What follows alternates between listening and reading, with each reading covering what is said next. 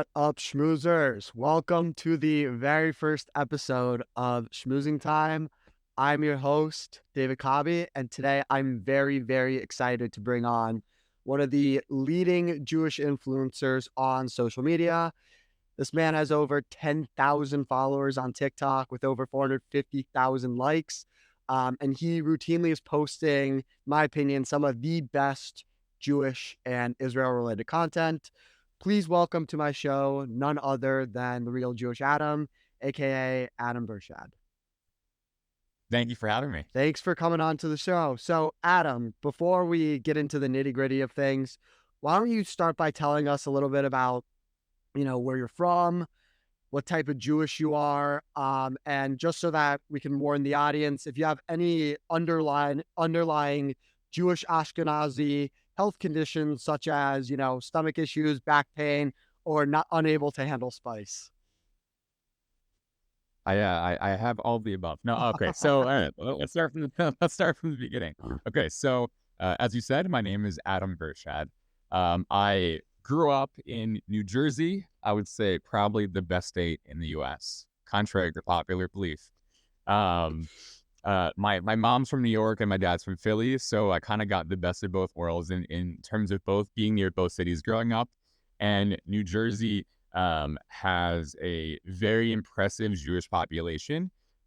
So while my specific area in Jersey was not extremely heavily Jewish, I was near enough Jewish people where I always felt like I was a part of the community growing up. Mm-hmm.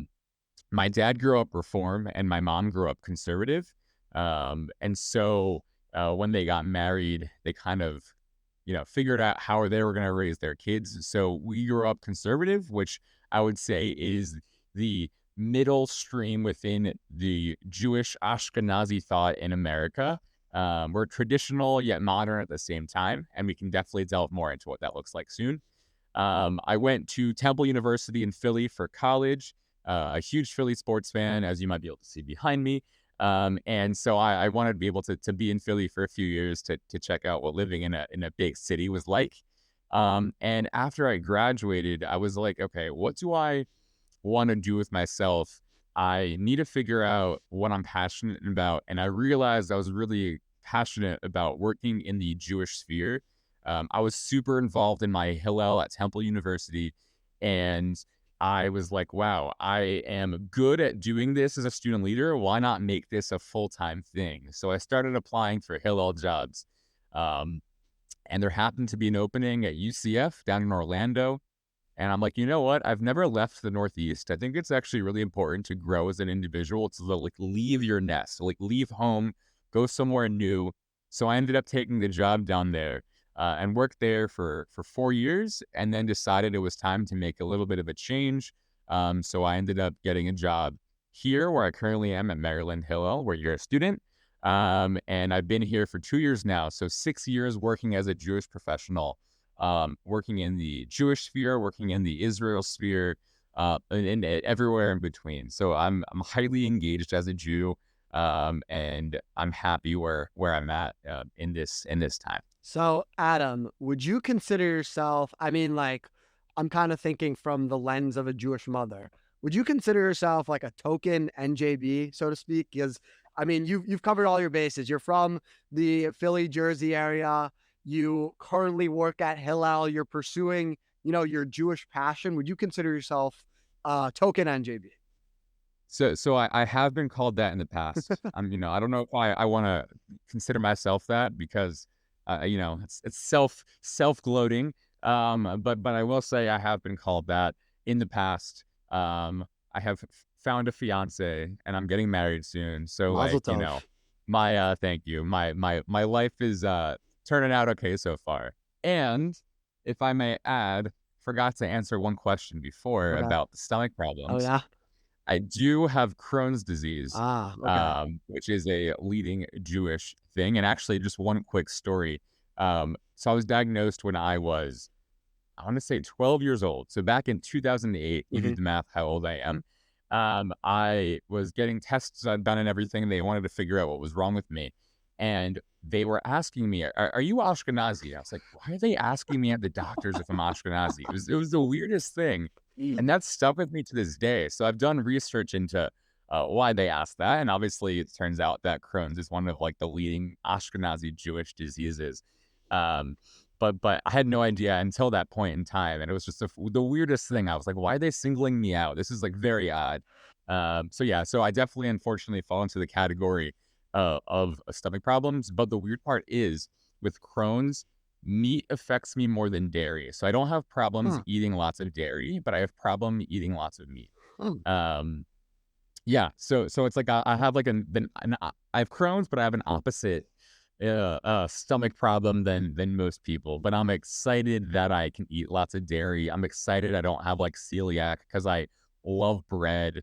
Um, but yeah, but I'm still in that category where I take a few trips to the toilet. It's I feel like between, all the Jews in the world, I mean, you have to have one of the three, Yes, aforementioned kind of underlying conditions. So I 100%. I unfortunately fall into the because I'm half Sephardic. I fall into the back problems. Like Mhm. it's not great. My dad had a bad back. It's once I'm 30, like you can kiss my JCC basketball career goodbye. Like, oh man, I'm not looking forward to those days of my back hurting. So before we get into some actual real questions, Yeah, I like to do this thing called, kind of take us down your Jewish geography profile, like on your Jewish journey. So we sure. already kind of touched on food a little bit, but maybe talk a little bit about, your favorite Jewish food. And if you were, and I know you're very involved in your Hillel, but if you were involved in USY or BBYO as a kid, so maybe talk a little bit about, what that was like growing up in Philly, within your Jewish circle. Yeah, sure. Okay, so in terms of food, I'll start with that.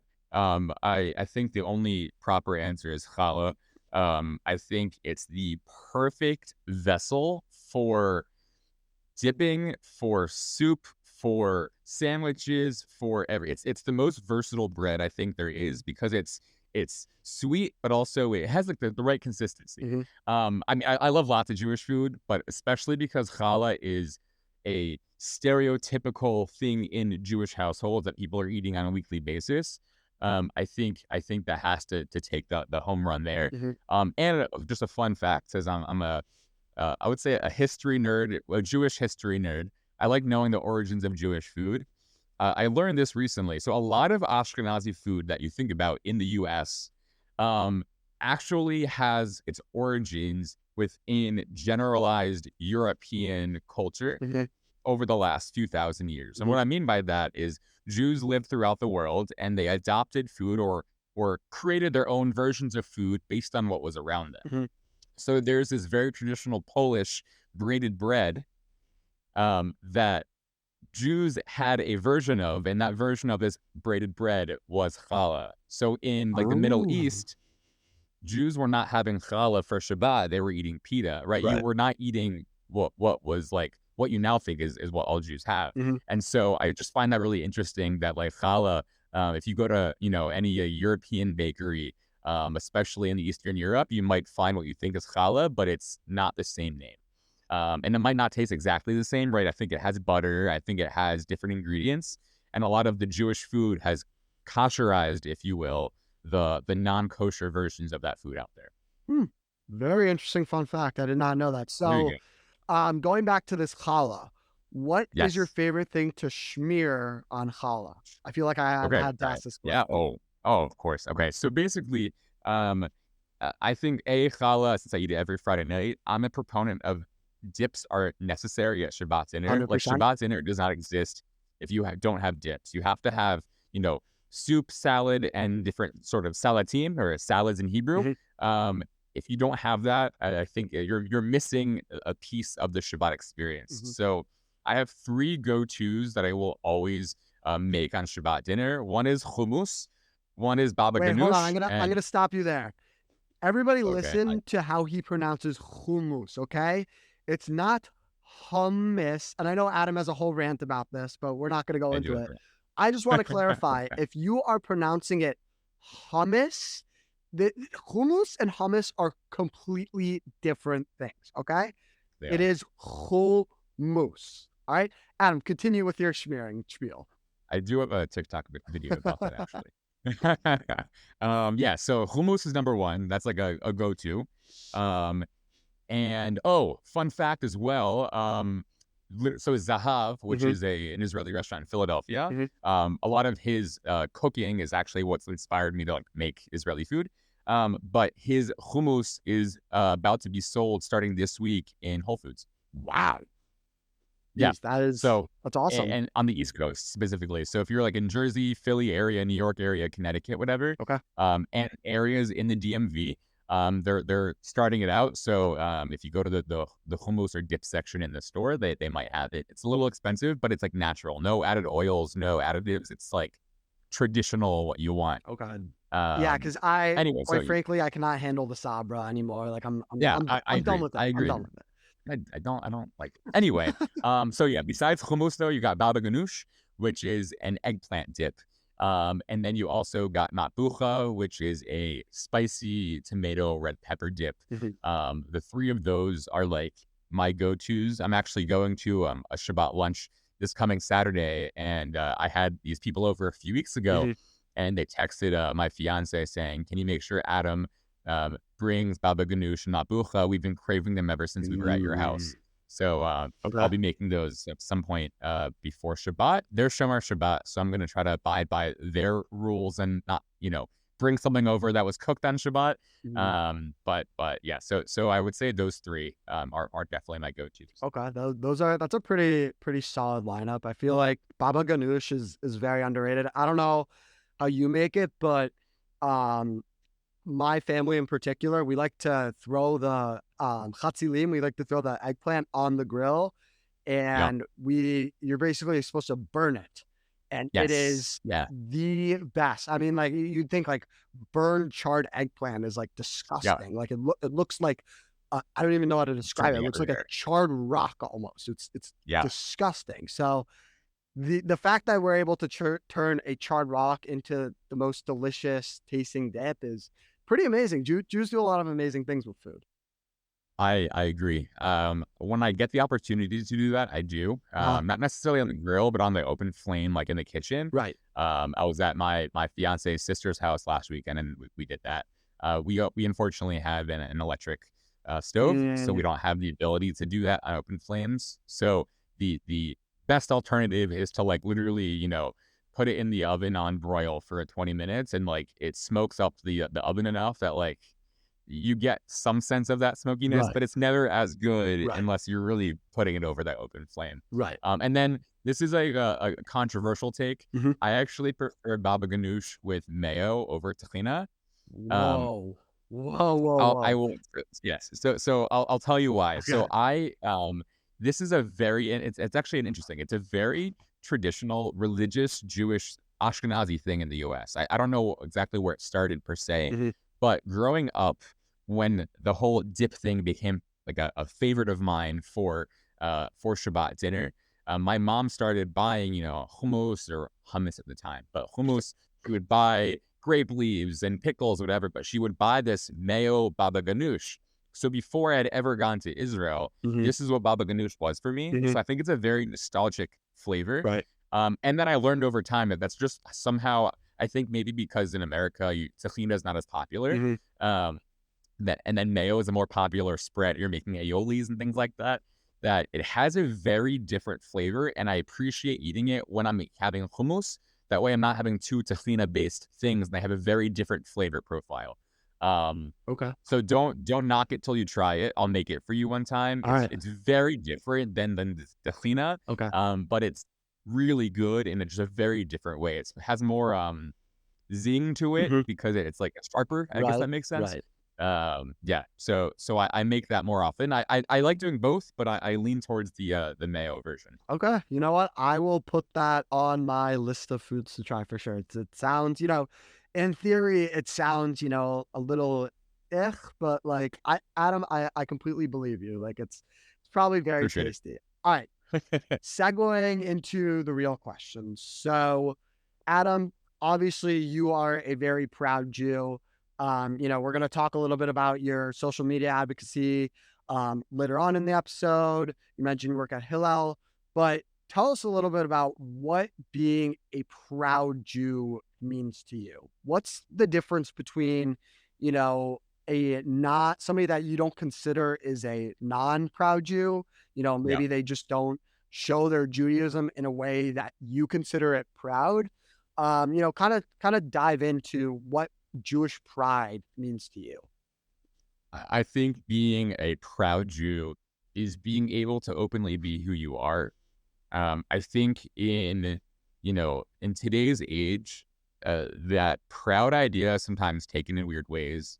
In certain contexts, proud could be like racism, or proud could be Mhm, the other direction as well. mhm, But I think for us as Jews, because we're a persecuted group of people, um, and people always want to harm us on social media or in person, whatever it may be, I think is not letting the hatred that we see around the world harm who we want to be. Right? If you want to wear a Star of David necklace, if you want to wear a Hamsa necklace, if you want to wear a yarmulke, if you um, want to outwardly talk about who you are and your experiences and aren't afraid of sharing that, I think that's what a proud Jew is. It's living an authentic life. And I think anyone from any background can appreciate living their authentic selves, um, with their beliefs, with their way of life, whatever it is. And as a Jew, I think it's so important to do that. And I think not enough people that are Jewish take advantage of being a proud Jew because they were not brought up or raised in that way. And I think mhm, that has a lot to do with trauma, right? A lot of Jews came to America and kind of distanced themselves from being Jewish because they wanted to fit into the rest of society. And I think that a lot of people in in today's age only view Judaism or being Jewish as a part of Judaism, as a religion. And if you're not religious, you're not Jewish, you don't have to be proud because that's like a weird other thing. right. Whereas to me, being Jewish is more than that, right? The Judaism is the religion of the Jews. So you can be Jewish without being religious. I, Mhm, I personally think both are important, mhm, but I think my Jewish identity is is strong. I was raised in a strong way. I was raised being Zionist and loving Israel and going, uh, actually, from before answering your question about like USY, I did that locally. I mhm, did Young Judea, which is a Zionist youth movement. And these groups, I think I just helped portray that, wow, like this is where I want to be. These are my friends. These are people who have similar life experiences. It's exciting to be a part of that. And when I'm in spaces with non-Jewish people, I have lots of non-Jewish friends. They're all amazing. right. There is this small piece of like, they don't fully get who I am around Christmas time, for example, right? The majority of Americans are Christians. You could have Christian people from all different ethnic backgrounds. They Mhm, might seem different, yet they all have Christmas. For me, I'm like the one guy who's like not celebrating Christmas. And it's like, it's weird. I don't care per se, but there's that one thing of like, we're different. So that's kind of what I would say is that just living your authentic self, being proud of who you are, and not being afraid to um, be proud of yourself or of your family, of your Jewish identity. And I think that I also look, this is also a hot take in 2024, but like I think I'm like stereotypically Ashkenazi Jewish looking. Um, I don't know if you can necessarily say that these days because everyone is different, and right, I think there's more diversity in the Jewish world, which is amazing. But right, like I have brown curly hair, and I'm not tall, and whatever it is, I have the stereotypes. So I also think I can't really hide who I am anyway. right. You're gonna guess I am Jewish just because of who I am and the way I look. Right. So for everybody that's listening, I mean, clearly he's a very proud Jew. I think it's very important, for myself too, to just not be afraid of, wearing your Magenta Vita. I know it's a very scary thing nowadays, but I think, like Adam said, it's really about being yourself and showing, your true identity. So, Adam, I want to touch on one other thing that you mentioned, Sure. terror, right? Terror has created this Yep. sense of pride for Judaism, and you know, I feel the same way about my grandparents who were persecuted from Lebanon, came to this country, and had to start over life, quite frankly. And because of that, I try and put on tefillin as much as I can. I, keep kosher. I try and do as much as I can for Shabbat. So with that being said, unfortunately, October 7th, that was an event of terror. Very, very tough, difficult time. I think it's hit every single Jew in the world extremely hard. Can you kind of talk about, what your instant gut reaction to October 7th was? Yeah. And kind of sub question to that, do you think that there are more proud Jews in the world because of October 7th? Or do you think there are more Jews that are scared? Um, to answer the second part first really quickly, and then I'll expand on it. But I would say both, but I have seen a lot of people coming out of the woodworks saying that like after this kind of awoken them to be like, oh, no matter who I am, right? The people who were killed on October 7th, no one knew how religious they were. They were killed because they were Jews living in Israel. Mhm, So these people, I think, are thinking, oh, wow, it doesn't matter if I'm religious or atheist. I'm still Jewish. They don't care. They're still going to kill me. mhm, And I think a lot of people started realizing, wow, like maybe I wasn't thinking about religion because I didn't want to be persecuted, but I'm going to be persecuted anyway. So let me just try this thing out. mhm, I'll get more into that in a little bit, but I think I've been seeing more of that and more curiosity from people. For myself, I actually remember very vividly like the exact moment everything started. I coincidentally stayed up late that night. I was like, I couldn't go to bed, so I'm like, I'm gonna put my phone down and watch an episode on Netflix at 12 a.m. I came back to my phone at 1 a.m. I was still awake, and this is when the notifications started. And mhm, so I couldn't go to bed that night. I was like, this is not the usual terror attack that you're seeing in Israel. This is something bigger and greater than usual. mhm, Um, and I remember it's like trying to wake my fiance up because she has family in Israel. So I also wanted to like let her know. And then she's like, Adam, go to bed. We'll talk in the morning. I think she was way too like mhm. fast asleep to really process what I was saying. Right, right. And then like I remember I managed to fall asleep that night. I woke up at 6 a.m. the next morning immediately because I was like, I'm awake now. I need to know what's happening. And then I was following the news for the next 2 days because then it was like the weekend. I was just glued to the TV and Mhm, social media nonstop, seeing the horror unfolding between, every single channel, whether it was X, Twitter, whatever you want to call it, all the news channels and so forth. And the world kind of paused for me. Um, and I still like I'm a really big Eagles fan. And that Sunday I was watching the Eagles play the Rams. And that was the first time in my life where I like didn't enjoy watching the Eagles game. There was like this weird thing of like to me that's a big thing. And right. everyone who knows me knows how much I love watching the Eagles. I've watched every single game in some capacity since 2008. Mhm, Like I don't miss games. mhm, But this time I was like, life is more important than a game. mhm. And it made me also kind of think about my priorities in life. Right. And when this all happened, I was stunned. Yes, there are issues that happen. There are issues with Hamas. There are issues with the Israeli government, and this all kind of culminated in what happened. So I was not able to process. I think it's taking me a long time to process, and I'm still processing what's happening Mhm, because things are still unfolding during the war. Um, I wish that more people understood Jews and Israelis and didn't dehumanize them. I think, and we'll probably get more into this later, but mhm. because of who we are and the way we look as Jews, sometimes we're lumped into the colonizers, right? And if we talk about like the origins of Zionism, Mhm. Zionism didn't start because of colonization. The British government, yes, helped Jews create a current state of Israel, Right. but the Jews weren't there to kick anyone out. Right. They were there to create their own society, and issues happened. Nothing is perfect, but I Mhm. think because they kind of happened at the same time, the British taking over the British or the mandate of Palestine and Jews moving there en masse, I Right. think the others, or it's like the Arabs, kind of lumped them into one people because they maybe look the same, Mhm. not realizing they have two different understandings and reasons why they want to take over this land or want to live in this land. Right. And I think the starting and the origins of that still to this day, people still don't get this. And the word Zionism has been bastardized to mean something it completely doesn't, Mhm. or to where even the last few days, like, there was Palestinian groups who were saying shame to Sloan Kettering Memorial Hospital in New York, in the children's ward, a hospital that does cancer research, I know someone literally that went there a few days ago to get diagnosed with cancer to figure out like a way forward for them. Right. And fortunately, with Sloan Kettering, they're actually going to be okay. Right. But that hit me close because this happened literally the day before they went. And I think there's been this like misunderstanding and not willingness to learn our perspective of why we believe what we believe. Hmm.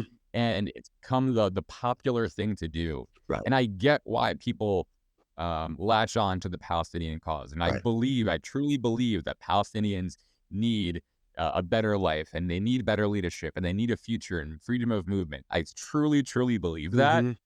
Yeah, once you say you're a Zionist, no one even wants to hear you say that because they don't believe the words out of your mouth. Right. Um, so it gets complicated and convoluted going forward. And just to kind of answer the second part of your question again, um, I think people, especially within, my job in Hillel, a lot of people wanted a Jewish space after that. They wanted Hmm. to come to Shabbat dinner.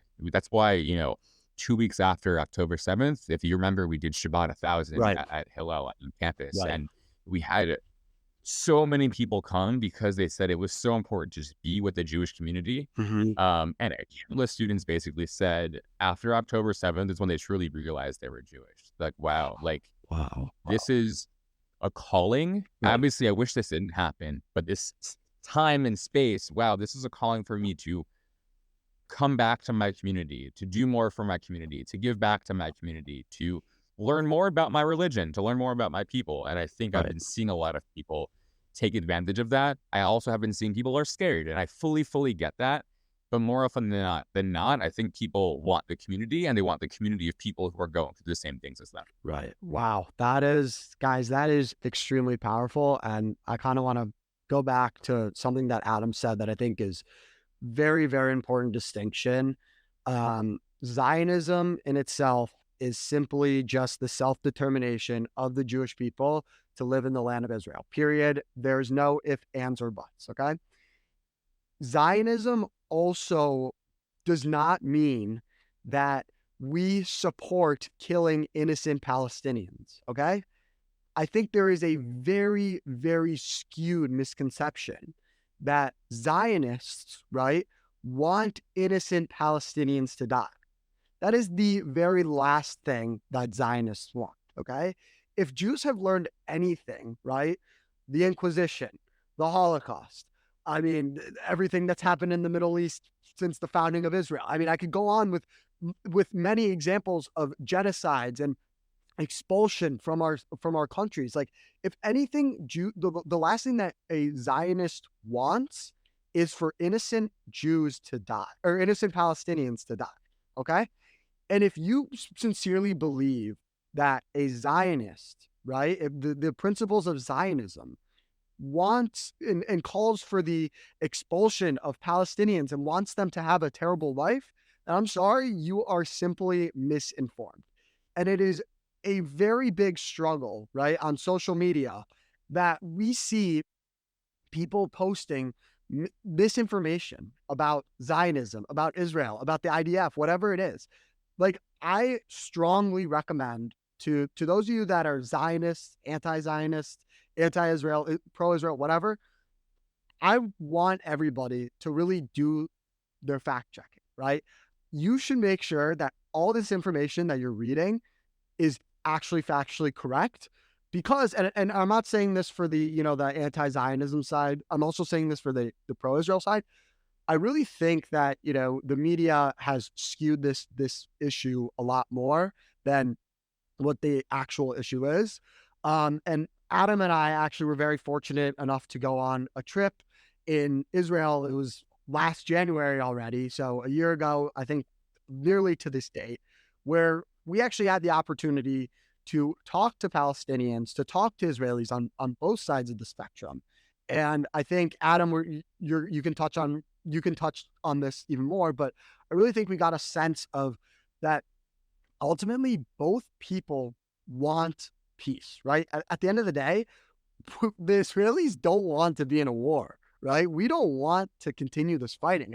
It's terrible for the mental health of the forget about the economics of it, right? Like, I don't even know how much it costs to launch an Iron Dome rocket. It's like something like $1 million or something ridiculous. But It's a lot. it like Israelis don't want the war to continue for their mental health, for their own for the people of Israel.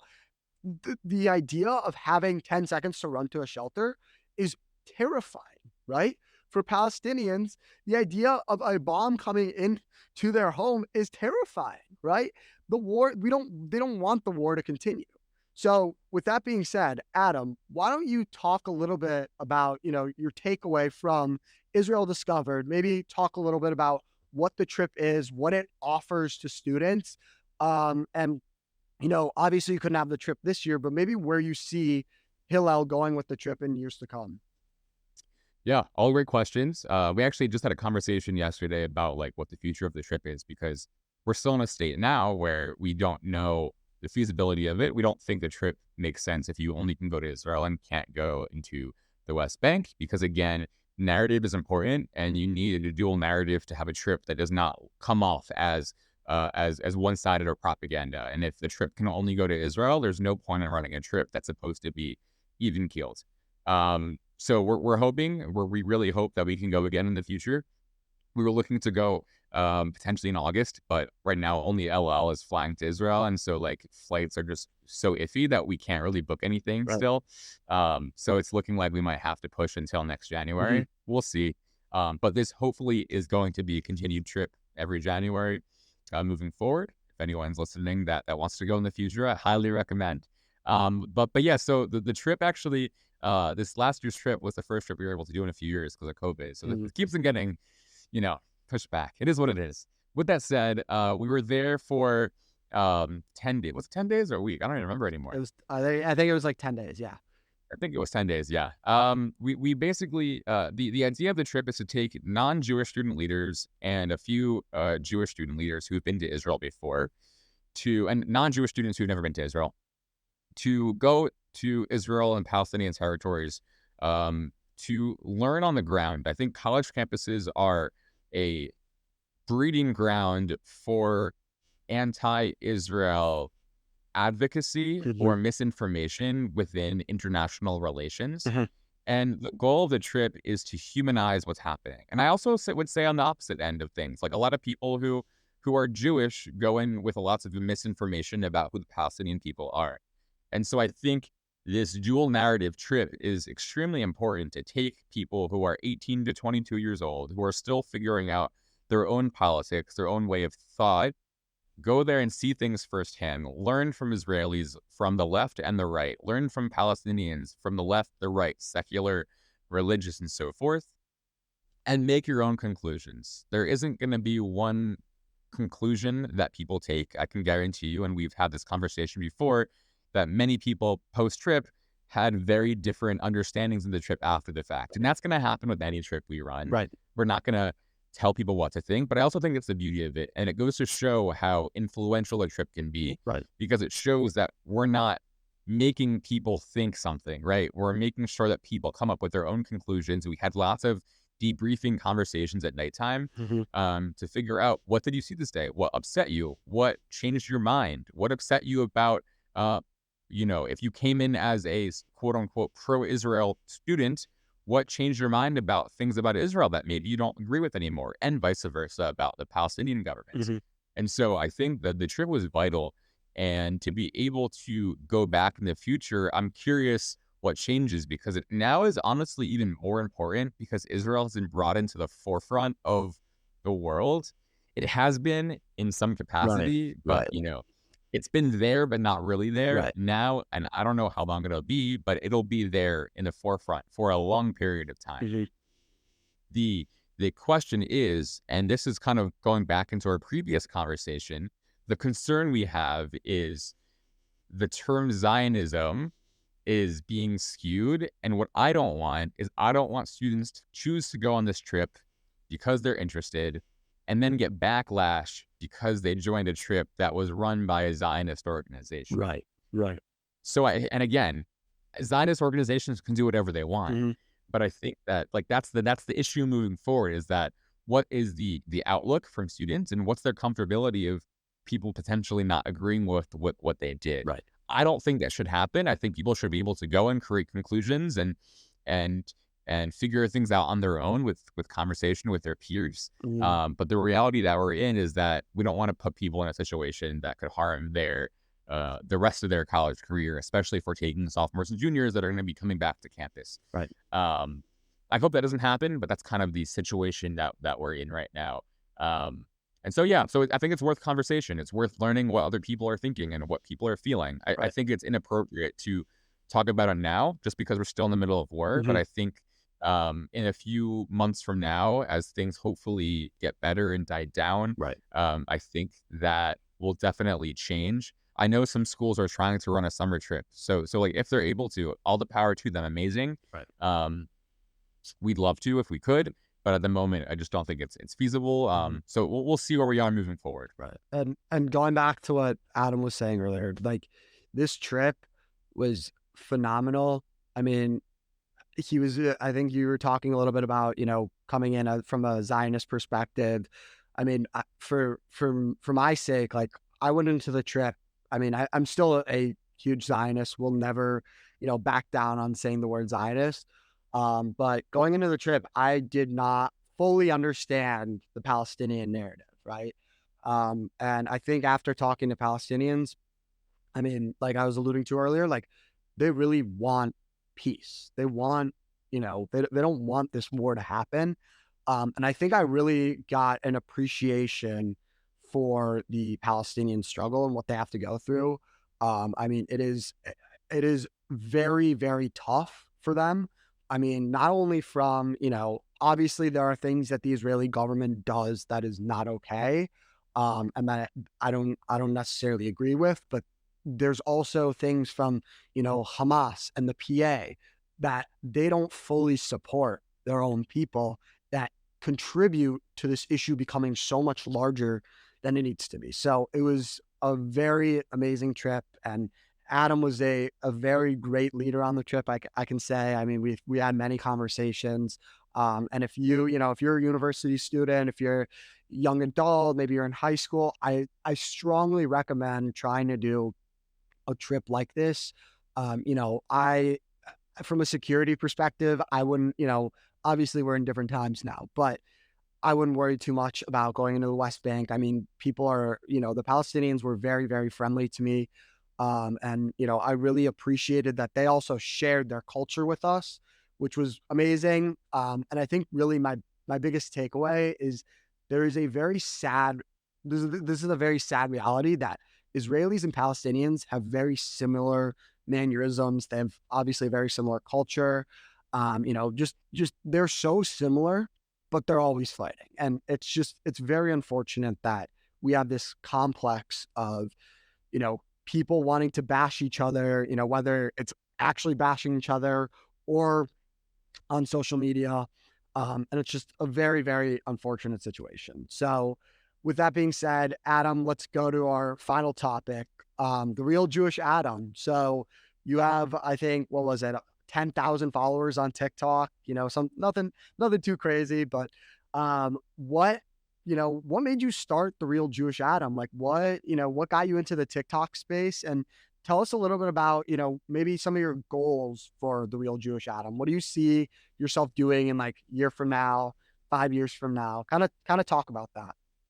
Yeah, sure. So about I think it was right when COVID started. So actually, right before COVID started, I downloaded TikTok in February 2020. I just was like, everyone's getting it. I work for Hillel. I need to be, quote unquote hip with the young kids. I want to know what they're doing on social media. So I'm like, I'll download it, but I could not tell you what it is. Um, COVID started literally, I would say 3 weeks after I downloaded it, and I was living by myself at the time.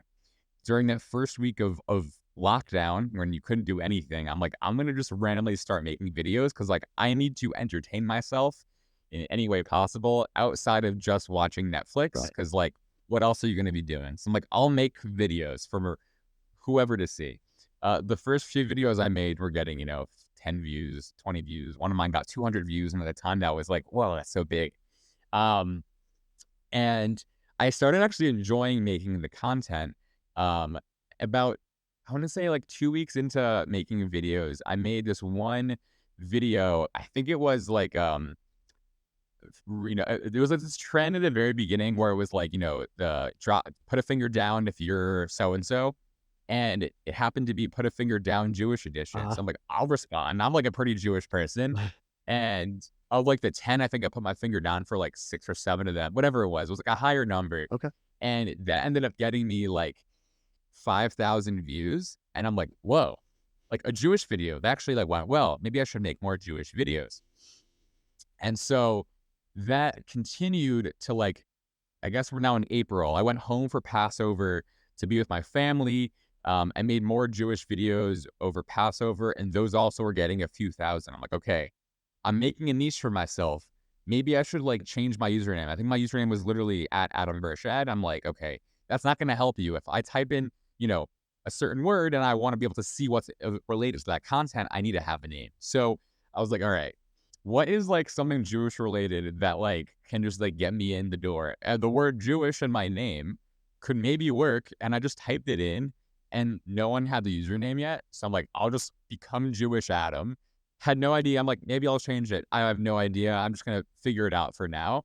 I'm like, great. Adam's the first man in the Bible, Jewish. It all makes sense.